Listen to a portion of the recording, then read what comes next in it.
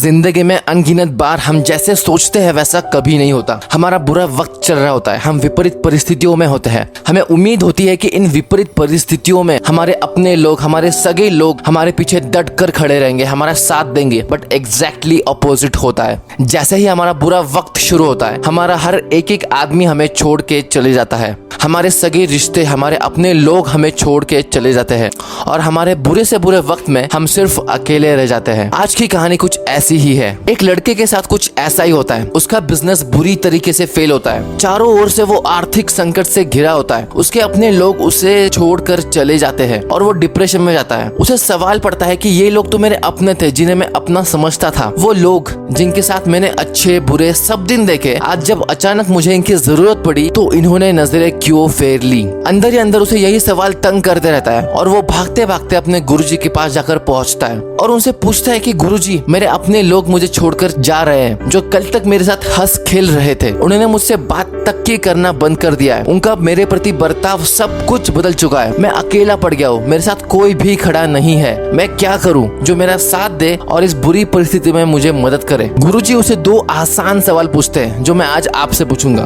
पहला सवाल, अगर तुम्हें शाम को बाहर घूमने जाना है और तुमने अपने दोस्तों को फोन पर पूछ लिया तो तुम्हारे कितने दोस्त तुम्हारे साथ घूमने के लिए राजी होंगे? वो लड़का कहता है, गुरुजी 15-20 दोस्त तो पक्का आएंगे ही आएंगे। अब गुरुजी उस लड़के से कहते हैं कि अगर तुमने अपने दोस्तों को फोन किया और पूछा कि माउंट एवरेस्ट पर ट्रैक करने के लिए जाना है तो तुम्हारे कितने दोस्त राजी होंगे? उस लड़के ने कहा, गुरुजी कोई भी नहीं आएगा।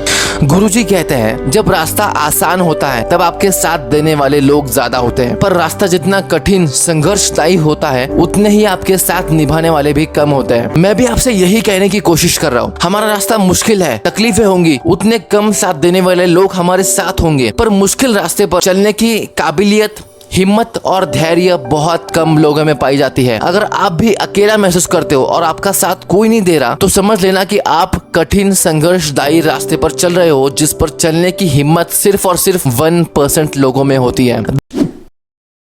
XYZ ऑफिस में जो लोग काम करते थे वो हमेशा अपने काम टालते थे, हमेशा दूसरों की बुराई करते थे, दूसरों को नीचा दिखाते, कंपनी के काम टाइम पर नहीं करते, हमेशा अपने वर्किंग आवर्स पूरे होने से पहले ही वो घर के लिए निकल जाते, जिससे कंपनी को बड़ा नुकसान हो रहा था। मैनेजर ने ये सारी बातें ऑब्जर्व की और अपने सारे एम्प्लॉयज को सुधारने की ठान ली। दूसरे दिन जब सारे एम्प्लॉयज अपने डेस्क पर पहुंचे तो उनके डेस्क पर एक एनवलप रखा हुआ था जिसमें कुछ ऐसा लिखा था, आपकी प्रमोशन जिस इंसान की वजह से नहीं हो रही है वो इंसान आज गुजर गए, तो आप नीचे दिए गए पते पर पहुंचकर कृपया अपनी श्रद्धांजलि अर्पण करें। तो कुछ ऐसा लिखा हुआ था उस एनवलप के अंदर। सभी एम्प्लॉयज बाहर से ढोंग कर रहे थे कि उन्हें कितना बुरा लगा, पर अंदर ही अंदर सारे एम्प्लॉयज बहुत खुश थे कि हाश फाइनली वो इंसान अब नहीं रहा जिसकी वजह से मेरी जॉब में प्रमोशन नहीं हो रही थी। जब सुबह सारे एम्प्लॉयज उस आदमी को श्रद्धांजलि देने पहुंचे तो मैनेजर ने पहले एम्प्लॉय को कॉफिन के पास श्रद्धांजलि अर्पण करने के लिए बुलाया। जैसे ही वो एम्प्लॉय कॉफिन के पास पहुंचा और नीचे झुका, वो शॉक हो गया क्योंकि उस कॉफिन के अंदर एक शीशा रखा हुआ था जिसमें उस एम्प्लॉय को खुद की शक्ल दिखी। ऐसे ही एक एक करके मैनेजर ने हर एक एम्प्लॉय को बुलाया, खुद की आईने में शक्ल दिखवाई, जिससे सारे एम्प्लॉयज को ये रियलाइज हुआ कि उनके जॉब में उनकी प्रमोशन इसलिए नहीं हो रही क्योंकि वो हमेशा दूसरों को ब्लेम करते हैं, हमेशा दूसरों को नीचा दिखाते हैं, अपने काम टाइम पर नहीं करते, जिससे कंपनी का बड़ा नुकसान हो रहा था। क्या हम भी हमेशा दूसरों को ब्लेम नहीं करते? उसने ये किया, उसने वो किया। हमें पता ही नहीं है कि अपनी जिंदगी की, अपने खुद के जिंदगी की 100% जिम्मेदारी कैसे ली जाती है। ये साला कभी किसी ने सिखाया ही नहीं। गाइज, आज मैं आपसे 1983 आईसीसी वर्ल्ड कप की इंटरेस्टिंग स्टोरी शेयर करूंगा। चाहे आप क्रिकेट के फैन हो या नहीं भी, बट आई एम 100% श्योर ये स्टोरी आपको जरूर पसंद आएगी। इस स्टोरी का कंक्लूजन हमें ये सिखाएगा कि हम कैसे खुद के लाइफ को लीड करें। So let's begin. 1980s में वेस्ट इंडीज क्रिकेट रूल कर रहा था। 1975, 1979 दोनों cricket world cup West Indies ही जीत चुका था और पूरे दुनिया में सबको विश्वास था कि 1983 वर्ल्ड कप में भी वेस्ट इंडीज इंडीज की इतनी तगड़ी टीम के सामने कोई भी टीम नहीं टिक पाएगी। तभी वेस्ट इंडीज के कैप्टन थे क्लिव लॉयड और उनके डेंजरस बॉलिंग अटैक्स में से एक नाम था Malcolm Marshall. 1983 world cup final match में इंडिया वर्सेस वेस्ट इंडीज थी और इंडिया की पहली बैटिंग के चलते इंडिया के बैट्समैन वेस्ट इंडीज के डेंजरस बॉलिंग अटैक के सामने ज्यादा देर टिक नहीं पाए और इंडिया का फाइनल स्कोर था 183 for all out. West Indies को लगा इन बच्चों को तो हम आराम से हरा देंगे। वेस्ट इंडीज जब बैटिंग करने आई तो उनके कैप्टन क्लिव लॉयड पहले 9 बॉल में से 8 बॉल पे चौके मारे। इतनी खतरनाक स्टार्ट के बाद स्टेडियम में सबको विश्वास था कि वेस्ट इंडीज ही मैच जीतेगा।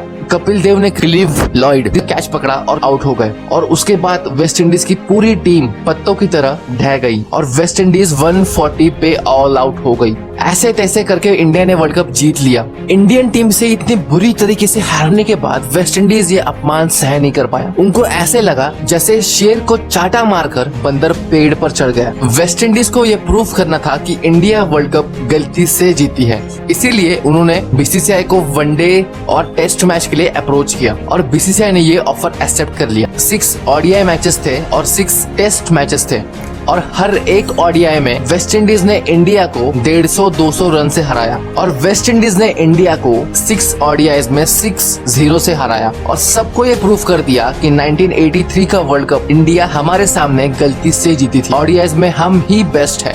इसके बाद पहले टेस्ट मैच में जब इंडिया पहले बैटिंग के लिए आई 1980s में वेस्ट इंडीज का बॉलिंग अटैक बहुत डेंजरस था। उनमें से एक नाम था मैल्कॉम मार्शल। मैल्कॉम मार्शल हमेशा ही अंपायर के पीछे से बॉलिंग करते थे, इसलिए बैट्समैन को वो बॉलर दिखता ही नहीं था और तभी मैल्कॉम मार्शल ऐसे इकलौते बंदे थे जिनकी 6 फुट्स एंड अबव थी 1980s के टाइम पे। तो 2-3 दिनों में ही वो टेस्ट मैच निपट गया और वेस्ट इंडीज ने इंडिया को बुरी तरीके से हराया। बट सेकंड टेस्ट मैच के पहले कुछ करिश्मा हुआ। सुनील गावस्कर इनका काउंसलिंग सेशन हुआ। उनमें उनको बताया गया कि अगर दुनिया का सबसे खतरनाक सबसे डेंजरस बॉलर अगर मैल्कॉम मार्शल है तो तुम दुनिया के डेंजरस बैट्समैन हो। Just change your attitude from defense to attack. Just change your attitude. और सेकेंड टेस्ट मैच में इस काउंसलिंग सेशन का इफेक्ट कुछ ऐसे हुआ। पहले ओवर में मैल्कम मार्शल को सुनील गावस्कर ने 4 चौके मारे। लंच से पहले सुनील गावस्कर इनका स्कोर था 107 नॉट आउट और मैल्कम मार्शल अपने बायोग्राफी में ऐसा लिखते हैं कि जब सेकंड टेस्ट मैच में सुनील गावस्कर ने सेंचुरी मारी, मैल्कम मार्शल को यकीन हो गया कि इंडियन क्रिकेट इसके बाद पूरी तरह से चेंज होगी। So conclusion of the story is Malcolm martial भी वही थे एज अ डेंजरस बॉलर और सुनील गावस्कर भी वही थे, बट जस्ट सुनील गावस्कर ने अपना एटीट्यूड चेंज किया और अपने एटीट्यूड को चेंज करने की वजह से वो सेकंड टेस्ट मैच में एक्स्ट्रा ऑर्डिनरी परफॉर्म कर पाए। गाइज, हम अपने लाइफ में खुद का एटीट्यूड कैसे रखते हैं इसका हमें ध्यान नहीं होता। अपना एटीट्यूड हमेशा एक वॉरियर, हमेशा एक फाइटर की तरह रखो। Have a attitude of a fighter who never gives up even after falling 1000 times. You should stand up and fight.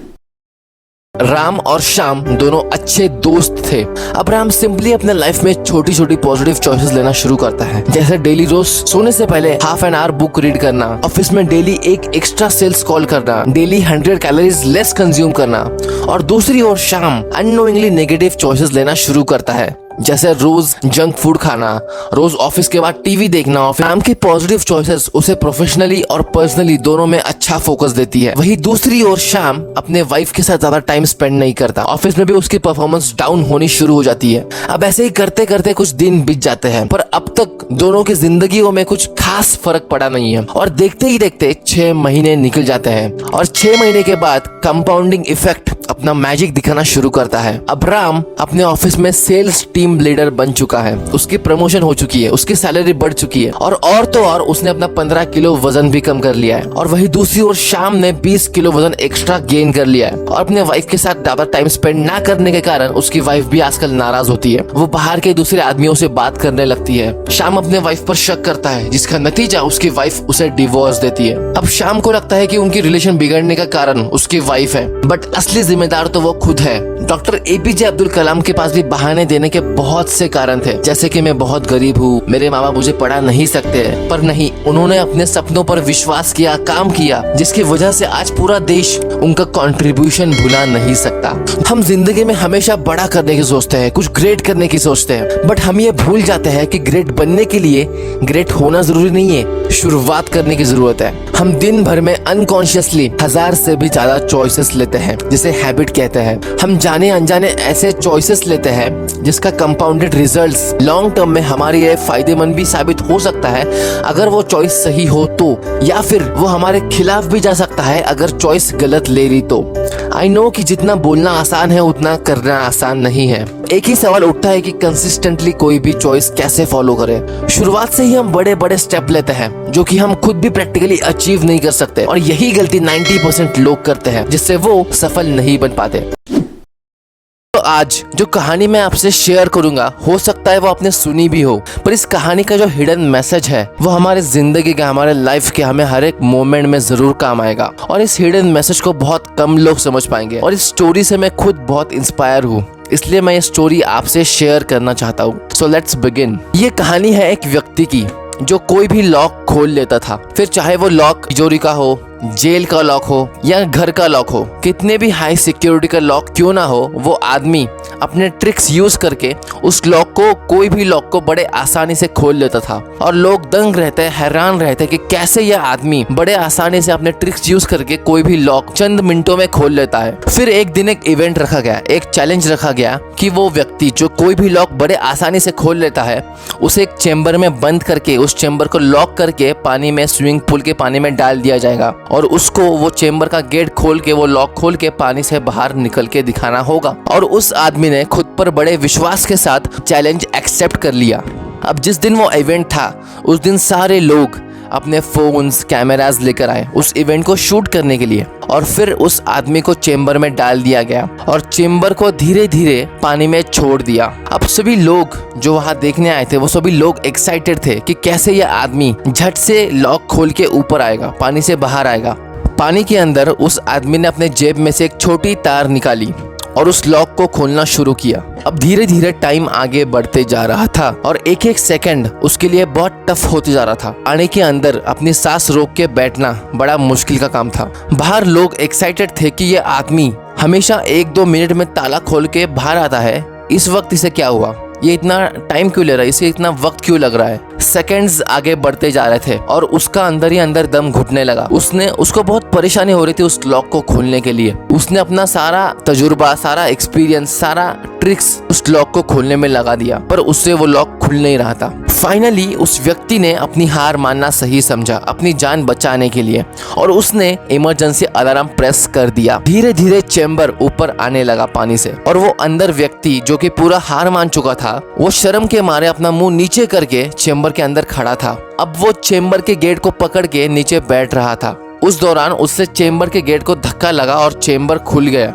उसे पता लगता है कि चेम्बर के गेट को लॉक किया ही नहीं था। फिर वो सोचता है कि ये मेरे दिमाग में पहले क्यों नहीं आया कि शायद चेम्बर के गेट को लॉक किया ही नहीं होगा, क्योंकि मैं अपना सारा एक्सपीरियंस, अपना सारा दिमाग, अपने सारे ट्रिक्स यूज कर रहा हूँ, पर मेरे से चेम्बर का लॉक खुल नहीं रहा है। क्यों ना ऐसा भी हुआ होगा कि चेम्बर के गेट को लॉक किया ही नहीं होगा।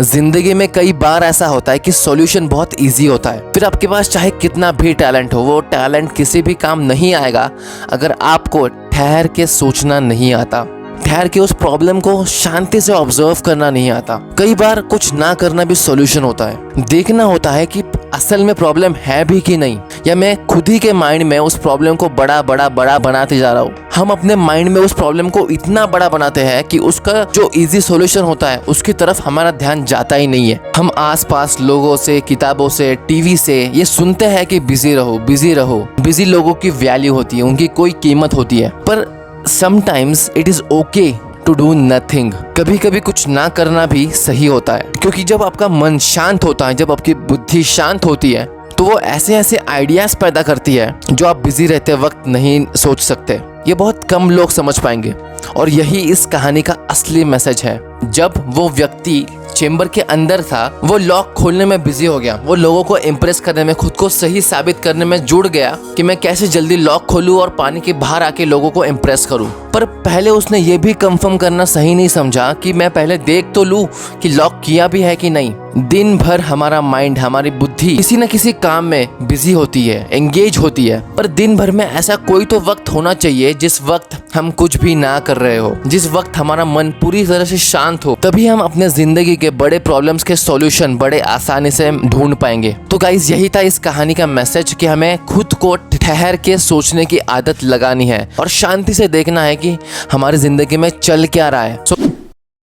आज मैं आपसे थॉमस एडिसन की बल्ब के इन्वेंशन की स्टोरी नहीं शेयर करने वाला जिसमें वो 1000 बार फेल हो चुके थे, पर मैं आपसे उनके बचपन की वो सबसे तगड़ी स्टोरी शेयर करने वाला हूँ जो आपने शायद ही सुनी हो, जिसने थॉमस एडिसन को खुद पर विश्वास करना सिखा दिया, जिसी की बदौलत थॉमस एडिसन एक कामयाब और सफल साइंटिस्ट बन पाए। तो अगर आप भी इस कहानी को लेके उत्सुक हो तो अंत में आप इस कहानी से बहुत बड़ी सीख सीखोगे, इसलिए इस वीडियो को एंड तक देखना और अगर चैनल पे पहली बार आए हो तो सब्सक्राइब जरूर करना। कहानी कुछ ऐसे है, जब थॉमस एडिसन अपने स्कूल में थे तभी एक दिन उनके टीचर ने उन्हें एक नोट लिख कर दिया। जब थॉमस एडिसन घर आए तो उन्होंने वो नोट टीचर ने उन्हें दिया था अपनी माँ के हाथ में सौंप दिया। उस नोट में कुछ ये लिखा था, आपका बेटा एक जीनियस लड़का है, वो बहुत ही होशियार और तेज है, पर हमारा स्कूल इस काबिल नहीं है कि हम आपके जीनियस बेटे को पढ़ा सके, ना ही हमारे पास वो काबिल टीचर्स हैं जो थॉमस जैसे जीनियस लड़के को पढ़ा सके। इसीलिए हम आपसे रिक्वेस्ट करते हैं कि इसके आगे आप ही अपने बेटे को घर पर पढ़ाएं। उसके बाद थॉमस एडिसन की माँ ने उन्हें घर पर ही शिक्षा दी जब तक वो गुजर नहीं गई, जिसके बाद थॉमस एडिसन एक क्रांतिकारी साइंटिस्ट में से एक बने, जिन्होंने सिर्फ बल्ब ही नहीं पर और कई सारे क्रांतिकारी आविष्कार किए, जैसे motion pictures camera, alkaline batteries जैसे इन्वेंशंस किए, जिसने इस दुनिया को बदल के रख दिया। जब थॉमस एडिसन अपने पुराने घर आए तो उन्हें ड्रॉवर में अपने स्कूल की वही नोट मिली जो उन्होंने अपने माँ से पढ़ी थी। उसमें कुछ ऐसा लिखा था, आपका लड़का बिल्कुल मंद बुद्धि है जो हमारे स्कूल में पढ़ने के बिल्कुल लायक नहीं है, इसलिए हम थॉमस को अपने स्कूल से निकाल रहे हैं। इसीलिए हम आपसे रिक्वेस्ट करते हैं कि इसके आगे आप ही अपने बेटे को घर पर पढ़ाएं। ये पूरी कहानी समझकर थॉमस एडिसन अपने आंसू रोक नहीं पाए। थॉमस की माँ को पता था कि नोट में एक्चुअली क्या लिखा है, और माँ ने उल्टा पढ़ा। अपने बेटे को मंद बुद्धि कहने के बजाय उसने जीनियस कहा, और इसी एक शब्द ने इस महान साइंटिस्ट को अपने जीवन में खड़ा कर दिया। जीनियस, इस एक शब्द का असर थॉमस एडिसन की जिंदगी पर कुछ ऐसा हुआ कि वो खुद को बचपन से ही जीनियस समझने लगे और आखिरकार वो एक जीनियस साइंटिस्ट बन ही गए। शब्दों की ताकत को हमें कम नहीं समझना चाहिए। अगर जीनियस जैसा एक शब्द थॉमस एडिसन की जिंदगी बदल सकता है तो सोचो अगर हम खुद से थोड़ा ही सही पर पॉजिटिव वर्ड्स बोले तो हमारे जीवन में कितना फर्क पड़ेगा। इसलिए हमें खुद से ऐसे ही शब्द बोलने चाहिए जिससे हमारा मनोबल और आत्मविश्वास बना रहे। So let's begin with this story। एक बार एक मूर्तिकार को नए मंदिर में भगवान की मूर्ति बनाने का ऑर्डर मिला और इसी के चलते वो जंगल से 2 बड़े बड़े पत्थर ले आया। मूर्तिकार ने दोनों पत्थरों में से पहले पत्थर को उठाया और उस पे मूर्ति बनाने का काम शुरू कर दिया। जब मूर्तिकार ने उस पत्थर पे छन्नी हथौड़े का वार किया तो उस पत्थर में से जोर से आवाज निकली, stop, it's painful, stop, it's painful. तो उस मूर्तिकार ने उस पत्थर को बाजू में रख के दूसरा पत्थर उठा लिया और जब उसने दूसरे पत्थर पर छन्नी हथौड़े का वार शुरू किया तो मूर्तिकार ने उस पत्थर से पूछा, is it painful, is it painful. तो उस दूसरे पत्थर में से आवाज आई कि yes it is painful but you carry on. उस दूसरी मूर्ति पर छन्नी हथौड़े का वार करते करते उस मूर्तिकार ने उस पत्थर को एक भगवान की खूबसूरत मूर्ति में कन्वर्ट कर दिया। जब मंदिर के लोग मूर्ति की डिलीवरी लेने आए तो उन्होंने मूर्तिकार से पूछा, इज इट रेडी? तो मूर्तिकार ने कहा, yes it is ready, it is in front of you. उनको गेट पे अचानक रुकते देख मूर्तिकार ने पूछा, एनी प्रॉब्लम? तो मंदिर वालों ने जवाब दिया कि ये पत्थर यहाँ पे जो पड़ा है हम उसे ले जा सकते हैं क्या? मूर्तिकार ने पूछा, क्यों? उन लोगों ने कहा कि ये पत्थर हमें नारियल फोड़ने के काम आएगा। वो पत्थर था जो पहले चोट सह नहीं पाया था। तो मूर्तिकार ने कहा कि वैसे भी ये मेरे कुछ काम का नहीं है, तो आप इसे बिंदास लेके जाओ। भगवान की मूर्ति मंदिर में लग गई और वो जो पत्थर था वो जो चोट सह नहीं पाया था वो मंदिर के बाहर लग गया नारियल फोड़ने के लिए। फिर जब भी कोई मंदिर में दर्शन के लिए आता तो उस भगवान की मूर्ति की पूजा होती, उस दूसरे पत्थर पे हमेशा नारियल की ठुकाई होती। ऐसा होते होते बाहर वाले पत्थर ने अंदर के मूर्ति से पूछा कि मुझे बहुत दर्द हो रहा है, इट इज वेरी पेनफुल। तो ये सुनते ही अंदर वाले मूर्ति ने जवाब दिया कि अगर पहले ही दर्द सहन कर लेता तो आज दर्द सहन करने की नौबत नहीं आती। दोस्तों, इस कहानी की सीख हमारी जिंदगी पूरी तरह से बदल दे सकती है। हमेशा हमारे पास 2 चॉइसेस होती है। पहली चॉइस तो ये होती है कि हम अपने दर्द, अपने पेन, अपने स्ट्रगल, चैलेंजेस, प्रॉब्लम्स से दूर भागे और आराम करें। पर अगर हमने ऐसा किया तो पहले तो हम उसको अवॉइड करेंगे, पर बाद में पूरी जिंदगी भर हमें उस पत्थर की तरह चोट सहनी पड़ेगी। और दूसरी चॉइस ये है कि अभी पेन सहो, अभी स्ट्रगल्स, अभी चैलेंजेस, अपनी प्रॉब्लम्स को सॉल्व करो और बाद में पूरी जिंदगी भर ऐश करो। दोस्तों 90% लोग बाय डिफॉल्ट उनके पास कोई गोल्स, कोई ड्रीम्स ना होने के कारण अनजाने में पहली चॉइस चूज कर लेते हैं और उन्हें वो पता भी नहीं चलता। इसीलिए खुद के पास बस यही ऑप्शन रखो कि बस मुझे अभी पेन सहन करना है, मुझे अभी चोट सहनी है, मुझे अभी स्ट्रगल करना पड़ेगा, तभी बाद में मैं ऐश कर पाऊंगा।